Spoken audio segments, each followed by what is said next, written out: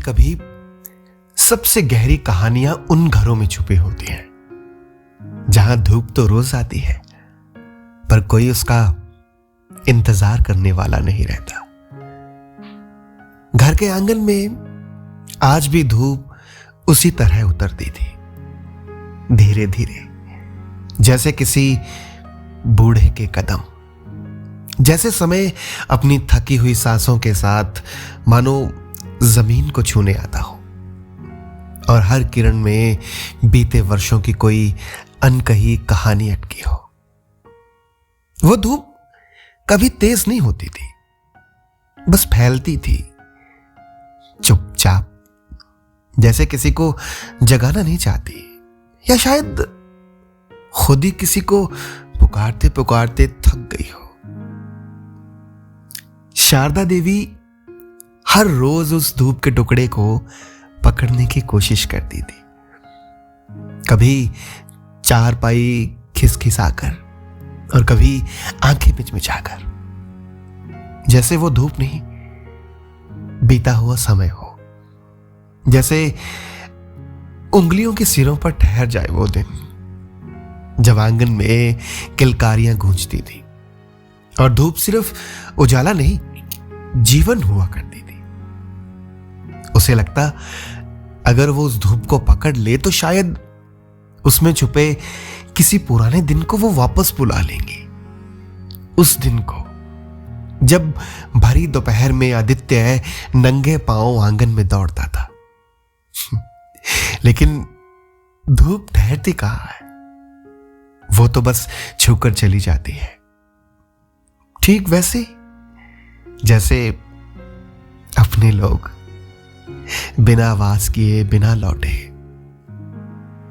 कुछ रिश्ते भी धूप जैसे होते हैं ना, उनकी गर्माहट रहती है पर उनका साथ नहीं।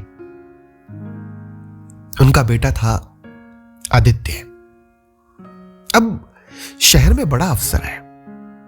उसका कमरा जो कभी किताबों और शोर से भरा रहता था, अब सिर्फ बंद दरवाजों और हल्की सी बासी गंध में सिमट गया था।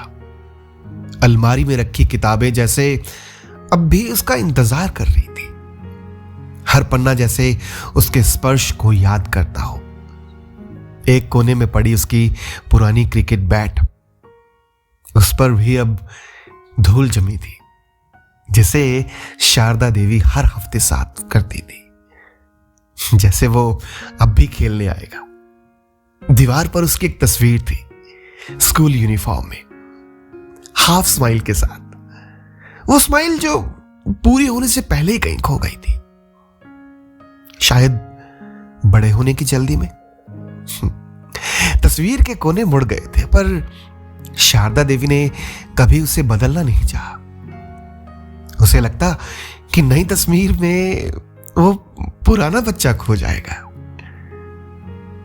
वो उस तस्वीर से रोज बात करती, आज फिर देर कर दी तूने और फिर खुद ही हंस देती। उस हंसी में ना एक अजीब सी खामोशी होती थी, जैसे आवाज बाहर निकले पर सुनने वाला कोई ना हो। कभी कभी वो तस्वीर के पास बैठकर उसके बालों को सहलाने की कोशिश करती और फिर अपनी ही उंगलियों को देखती रह जाती। चिट्ठियां पहले आती थी नीले लिफाफे में, स्याही की हल्की खुशबू के साथ, हर शब्द में जैसे उंगलियों की गर्माहट रहती, हर वाक्य में मां को याद करने का एक छोटा सा ठहराव। वो चिट्ठियां सिर्फ पढ़ी नहीं जाती थी, जी जाती थी। हर लाइन के बीच वो अपनी आंखें बंद कर लेती, जैसे शब्दों के पीछे छुपे चेहरे को देख रही हो। फिर फोन आने लगे, छोटे, जल्दी जल्दी खत्म हो जाने वाले। आवाज तो वही थी, पर उसमें ठहराव कम और जल्दबाजी ज्यादा हो गई थी। अब बातों में वो ठहराव नहीं था, जहां खामोशी भी अपनापन लगती थी, और अब बस मैं ठीक हूं मां। ये वाले दो शब्द जो जितना कहते थे उससे कहीं ज्यादा छुपा लेते थे। उन दो शब्दों के बाद अक्सर एक लंबी खामोशी होती जिसमें शारदा देवी बहुत कुछ कहना चाहती पर कह नहीं पाती। एक दिन डाकिया आया, शहर से खत है, उसने कहा। उसकी आवाज में वो पुरानी लय थी, पर अब वो लय जैसे किसी और जमाने की लगती थी। डाकिया भी अब कम ही आता था, जैसे चिट्ठियों के साथ वो भी धीरे धीरे पुराना होता जा रहा हो। शारदा देवी की उंगलियां कांप गई, जैसे किसी ने अचानक बीते सालों का दरवाजा खोल दिया हो, जैसे यादों की धूल उड़कर आंखों में भर गई हो। उनके हाथों में नसें उभर आई थी, पर उस लिफाफे को पकड़ते समय उसके अंदर एक अजीब सी ताकत आ गई थी। चिट्ठी खोली, लिखा था, मां अब इस बार शायद मैं नहीं आ पाऊंगा, काम बहुत है, आप अपना ध्यान रखना। बस इतना ही। कुछ शब्द और उनके बीच बहुत सारा खालीपन, जैसे किसी ने पूरी कहानी को आधे वाक्य में खत्म कर दिया हो। उन्होंने चिट्ठी मोड़ी और बहुत देर तक अपने हथेली में दबाए रखा, जैसे उस कागज में बची हुई गर्मी को महसूस करना चाहती हो, जैसे उस स्पर्श में बेटे की मौजूदगी तलाश रही हो। उनकी आंखों में आंसू नहीं थे, शायद मानो वो आंसुओं से भी आके निकल चुकी थी। फिर धीरे से उठी और आंगन में आकर बैठ गई। धूप का वही टुकड़ा आज भी था, लेकिन थोड़ा छोटा, थोड़ा फीका, जैसे समय ने उसकी चमक से कुछ हिस्सा चुरा लिया हो, या शायद देखने वाली आंखों में ही अब वो चमक ना रही हो। उन्होंने चारपाई खिसकाई धूप तक पहुंचने के लिए, हर इंच के साथ जैसे सांसें थोड़ी और भारी हो जाती, पर उम्मीद अब भी हल्की सी बाकी थी। उनके हाथों की पकड़ ढीली हो रही थी, पर मन अब भी उस रोशनी को पकड़ लेना चाहता था। पर इस बार चारपाई धूप तक नहीं पहुंची, या शायद धूप ही उनसे दूर चली गई थी। जैसे कुछ दूरियां कोशिशों से नहीं, वक्त से बनती है और फिर धीरे धीरे आदत बन जाती है। शाम ढलने लगी, आसमान ने अपने रंग समेटने शुरू कर दिए और रोशनी धीरे धीरे साए में घुलने लगी। पंछियों की आवाजें दूर होती गई और आंगन एक अजीब सी चुप्पी में डूब गया। आंगन में अब साया भर गया था, हर कोना जैसे चुपचाप अंधेरे को अपने अंदर समेट रहा था। वो अंधेरा डरावना नहीं था, बस खाली था। शारदा देवी ने आंखें बंद कर ली, जैसे कोई थका हुआ यात्री आखिरी पड़ाव पर रुकता है, जैसे अब चलने की नहीं, ठहर जाने की इच्छा हो, जैसे शरीर ने मन से कह दिया हो कि अब बस यार। उनके चेहरे पर हल्की सी मुस्कान थी, जैसे उन्हें वो मिल गया हो जिसका इंतजार था। शायद कोई आवाज, या शायद कोई स्पर्श, या शायद सिर्फ एक सुकून।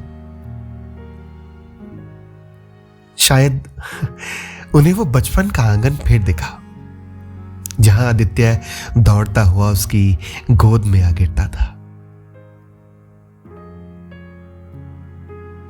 अगले दिन आंगन में धूप फिर आई, वैसे ही धीमी, थकी हुई, जैसे उसे भी पता हो कि आज कोई उसका इंतजार नहीं कर रहा। वो कुछ देर वैसे ही पड़ी रही, जैसे किसी को पुकार रही हो, लेकिन इस बार चारपाई खाली थी और उस खालीपन में एक अजब सी गूंज थी, जैसे किसी की अनुपस्थिति भी एक आवाज बन जाती है।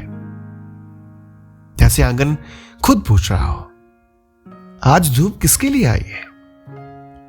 दीवार पर तस्वीर वैसे ही थी, बस अब वो मुस्कान कुछ ज्यादा अकेली लग रही थी, जैसे उसे भी अब जवाब नहीं मिलते, जैसे वो भी इंतजार में ठहर गई हो। डाकिया फिर आया। उसके कदमों की आहट आज कुछ धीमी थी। शायद उसे भी खबर मिल चुकी थी, या शायद वो बस अंदाजा लगा रहा था कि इस बार एक पार्सल था, शहर से, बड़े से शहर से। अंदर एक गर्म शॉल था और एक चिट्ठी। मां, इस बार सर्दी ज्यादा है, सोचा आपके लिए शॉल भेज दूं, जल्दी आऊंगा। शब्द वही थे, पर इस बार पढ़ने वाला कोई नहीं था। शॉल की गर्मी अब बेकार थी, क्योंकि जिसे ओढ़ना था अब वो ठंड से परे जा चुकी थी। आंगन में धूप का एक छोटा सा टुकड़ा पड़ा था, शांत, निस्पंद, जैसे समय ने खुद को वही रोक लिया हो, जैसे उसे भी समझ आ गया हो कि अब कोई उसे पकड़ने नहीं आएगा, जैसे इंतजार अब भी वहीं बैठा हो कि बस किसी के लौटने की आहट के बिना।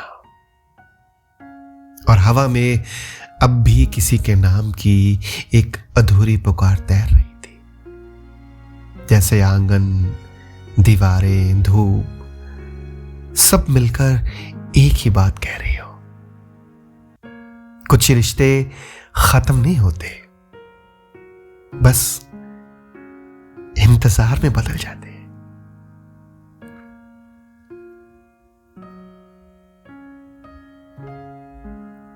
अच्छा, एक बात कहनी थी। अगर आपके घर में भी कोई धूप का इंतजार कर रहा है तो देर मत कीजिएगा, क्योंकि कुछ आंगन अगर एक बार खाली हो जाए ना तो फिर यादों से ही भरते हैं।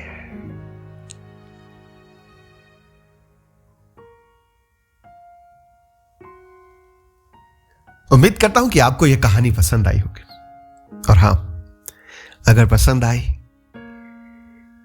तो कमेंट सेक्शन में धूप का टुकड़ा लिख दीजिएगा।